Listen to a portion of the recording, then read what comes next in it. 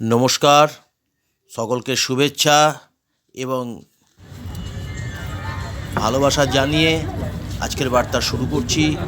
আজকে হচ্ছে জলপথে ভ্রমণ। জলপথে ভ্রমণ সত্যিই মজার। এটা কেমন হয়? হাওড়ায় লঞ্চে যাত্রা। এখানে লঞ্চ দেখা যাচ্ছে। লঞ্চে চাপবার কিছুক্ষণ পরে, কিছুক্ষণ আগে, অর্থাৎ লঞ্চ ঘাটে বা লঞ্চ স্টেশনে এসে এখানে অপেক্ষা করা হচ্ছে অন্য লঞ্চে যাবার জন্য।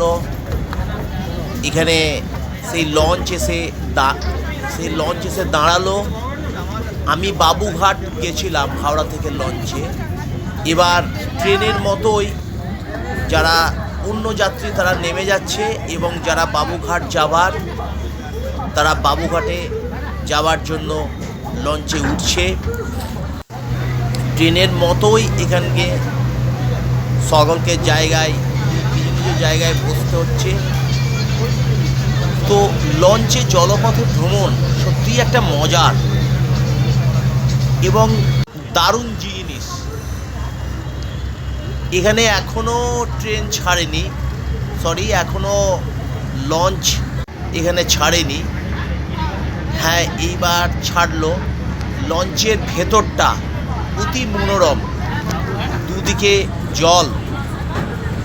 দুদিকে জল, জলের মাঝখানে চলছে এই লঞ্চের গাড়ি।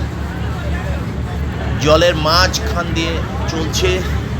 এখানে লঞ্চ বাবুঘাটের উদ্দেশ্যে রওনা হলো। লঞ্চ এগিয়ে চলেছে এবং সামনের দিকে আমি এখানে বসে আছি। লঞ্চের ভেতরটা কত সুন্দর দেখায়। ট্রেনের মতোই বা বাসের মতোই অন্যান্য যাত্রীরা বসে আছে। কেউ হয়তো মোবাইল ঘাঁটছে।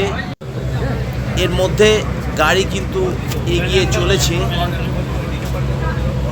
এবার লঞ্চে অন্যান্য যাত্রীরা কে কোথায় কেমনভাবে আছে।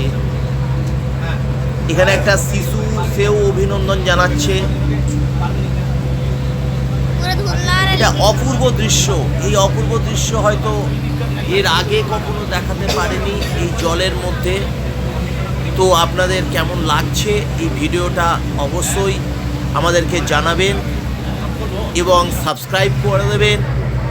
আপনারা জানেন যে আজকের বার্তা সর্বদাই বিভিন্ন জায়গায় ভ্রমণের পাশাপাশি বিভিন্ন সংবাদ নিয়েও হাজির হয়।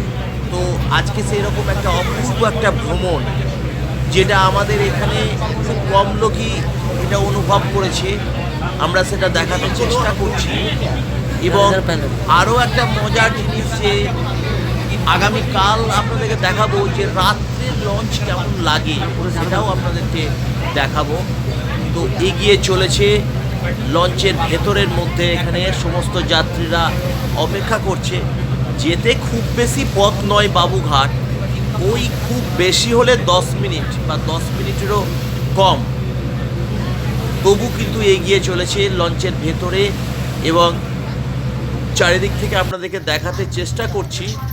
হ্যাঁ, এই তো আমরা বাবুঘাটে এখানে চলে এলাম। তো আপনাদের এটা কেমন লাগলো অবশ্যই আপনাদের কাছ থেকে আশা করি এবং অন্যকে জানবার জন্য, দেখাবার জন্য আপনারা এটা শেয়ার করে দিন।